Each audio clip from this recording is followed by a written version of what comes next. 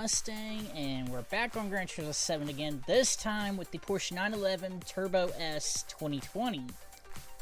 I've been waiting for them to add a Porsche 911 all-wheel drive turbo, or even non-turbo, but primarily turbo, for a long time. Ever since Gran Turismo Sport, I've been waiting for something like this, and now they finally have it. So I'm excited about this one. See, of course, there's a lot of build potential behind this one too, when it comes to replicas and stuff like that. But as you can see, it's about 300k, and it's rated at 621 performance points. But that's with soft hard, or not sport hard, or sport medium, whichever one they decide to put on it. So you imagine with sport soft, which is mostly what people run. Probably close to probably at the 700 mark. I'm gonna go ahead and buy it in racing yellow, and I'll see you guys out towards the track. The 911. As you can see, I chose Del Spa because kind of perfect. But I put Sport Soft on it as usual, and of course, no upgrades at all.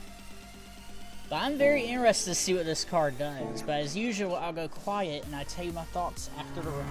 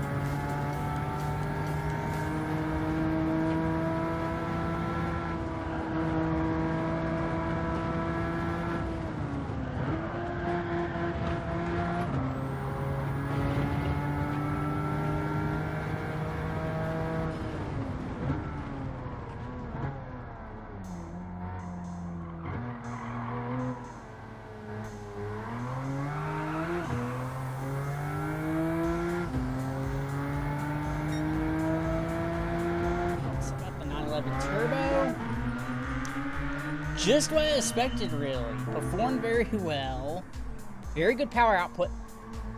The understeer and the braking I was not expecting. I expected the braking to be just a bit better, which luckily we can upgrade that with carbon ceramics, or if you want to, the regular Brembo brakes, racing brakes, and even I imagine even just the brake pads might help a little bit.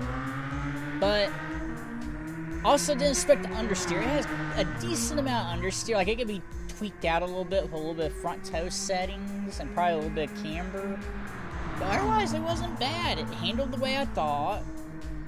it performed the way I thought, because that thing hauls ass. I mean, I have no complaints. I've been waiting for them to add a 911 Turbo, as I said before, for a very long time, ever since GT Sport.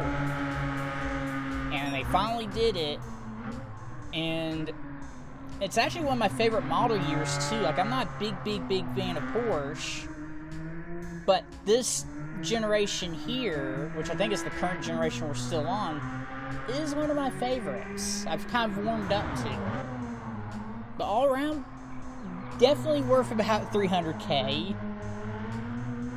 And it's definitely worth getting, because you could use this in the Turbo Sports Car Championship or races, and you could probably use it. You could also use it in the German car race, the one with all German cars, and you could also use it in the probably the hypercar event, depending on what difficulty you have the game on. So it's a very versatile car that could go into quite a bit of events.